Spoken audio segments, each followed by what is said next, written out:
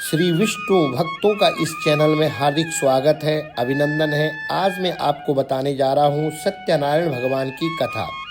पूजन सामग्री: केले के खंबे, कलश, पंचपल्लव, चावल, पंचरत्न, कपूर, पुष्पों की माला, धूप, श्रीफल, ऋतुफल, नैवेद्य, अंगवस्त्र, आम के पत्ते, यज्ञोपवीत वस्त्र, गुलाब के फूल, दीपक, तुलसी दल, पान, पंचामृत, दूध, दही, शहद, शक्कर, बंधनवार तथा चौकी।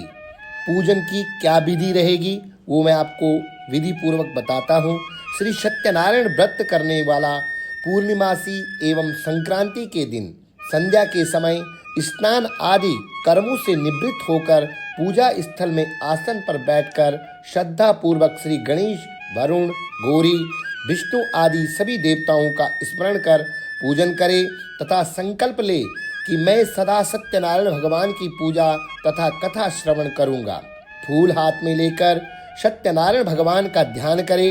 यज्ञोपवीत, धूप, पुष्प, नैवेद्य आदि अर्पित कर प्रार्थना करे, हे भगवान, मैंने श्रद्धा पूर्वक फल, जल आदि समस्त सामग्री आपको अर्पण की है, आप इसे स्वीकार कीजिए। मेरा आपको बार बार प्रणाम है। इसके पश्चात सत्यनारायण जी भगवान की कथा पढ़े या सुने। श्री सत्यनारायण भगवान की कथा का प्रारंभ होता है। प्रथम अध्याय। महामुनि ऋषि व्यास जी ने कहा, बहुत समय पहले नैमिषारण्य तीर्थ में शौनकादि 88,000 ऋषियों ने पुराण वेता श्री सूत जी से कहा, हे सूत जी, इस कलयुग में वेद विद्या रहित मानवों को ईश्वर भक्ति किस प्रकार से मिलेगी तथा उनका उद्धार कैसे होगा। हे मुनि श्रेष्ठ, ऐसा कोई व्रत अथवा तप बताइए जिसके करने से थोड़े ही समय में पुण्य प्राप्त हो तथा मन वांछित फल की प्राप्ति हो। ऐसी कथा सुनने की हमारी बहुत ही हार्दिक इच्छा है।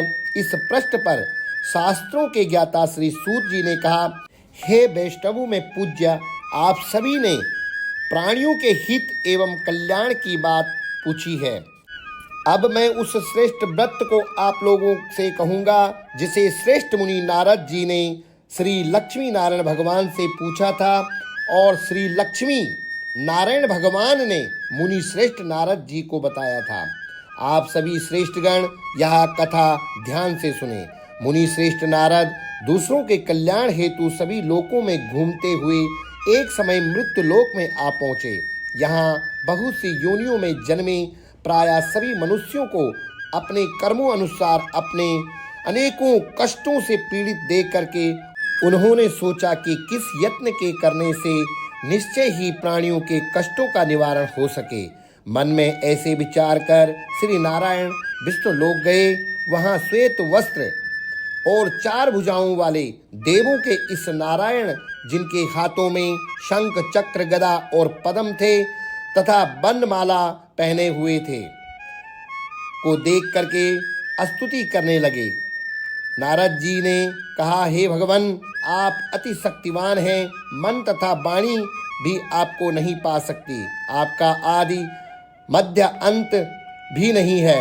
आप निर्गुण स्वरूप सृष्टि के कारण भक्तों के कष्टों को निवारण करने वाले हो। आपको मेरा सत सत नमन। नारद जी से इस प्रकार की प्रार्थना सुन करके विष्णु भगवान बोले, हे योगीराज, आपके मन में क्या है? आपको किस कार्य हेतु यहाँ आना हुआ है? निसंकोच होकर के कहिए। तब मुनि श्रेष्ठ नारद जी ने कहा, मृत्यु लोक में सब मनुष्यों को अनेकों योनियों में पैदा हुए हैं, अपने अपने कर्मों द्वारा अनेक प्रकार के कष्टों के कारण दुखी हैं। हे स्वामी, यदि आप मुझ पर दया रखते हैं तो बताइए कि उन मनुष्यों के कष्ट थोड़े से ही प्रयत्न से किस प्रकार से दूर हो सकते हैं। श्री विष्णु भगवान ने कहा, हे नारद, मनुष्यों की भलाई हेतु तुमने यह बहुत ही अच्छा प्रश्न किया। जिस व्रत के करने से मनुष्य मोह से छूट जाता है, वह व्रत मैं तुमसे कहता हूँ, सुनो। अति पुण्य दान करने वाला स्वर्ग तथा मृत्यु लोक दोनों में दुर्लभ एवं अति उत्तम व्रत है जो आज मैं तुमसे कहता हूँ। श्री सत्यनारायण भगवान का यह व्रत विधि विधान पूर्वक संपन्न करने पर मनुष्य इस धरती पर सभी प्रकार के सुख भोग करके मरणों उपरांत मोक्ष को प्राप्त करता है। भगवान ऐसे वचन सुन करके नारद मुनि बोले, हे भगवान, उस व्रत का विधान क्या है, फल क्या है? इससे पहले किसने यह व्रत किया और पहले किस किस ने यह व्रत किया और किस दिन यह व्रत करना चाहिए? कृपया करके मुझे विस्तार पूर्वक समझाइए। श्री विष्णु भगवान बोले, हे नारद, दुख शोक एवं सभी प्रकार की व्याधियों को दूर करने वाला यह व्रत सब स्थानों पर विजय दिलवाने वाला है। श्रद्धा और भक्ति के साथ किसी भी दिन मनुष्य संध्या के समय श्री सत्यनारायण भगवान की ब्राह्मणों और बंधु बांधवों के साथ पूजा करे। भक्ति भाव से केले का फल, नैवेद्य, घी, शहद, शक्कर अथवा गुड़, दूध और गेहूं का आटा सवैया लेवे। गेहूं के अभाव में साठी का चूर्ण भी ले सकते हैं। इन सभी को भक्ति भाव से भगवान श्री सत्यनारायण को अर्पण करे तो बंधु बांधवों सहित ब्राह्मणों को भोजन कराए। इसके पश्चात ही स्वयं भोजन करे। रात्रि में श्री सत्यनारायण भगवान का गीत आदि आयोजन कर श्री सत्यनारायण भगवान का स्मरण करता हुआ समय व्यतीत करे। इस तरह से मनुष्य व्रत करेगा तो उनकी मनोकामनाएं अवश्य ही पूर्ण होंगी। विशेष रूप से कलयुग में मृत्यु लोक में यह एक ऐसा उपाय है जिससे अल्प समय और कम धन में महान पुण्य की प्राप्ति हो सकती है। बोलिए श्री सत्यनारायण भगवान की जय। श्रीमन नारायण नारायण हरि हरि, बोलो नारायण नारायण हरि हरि। श्रीमन नारायण नारायण हरि हरि, लक्ष्मी नारायण नारायण हरि हरि। बोलिए श्री सत्यनारायण भगवान की जय।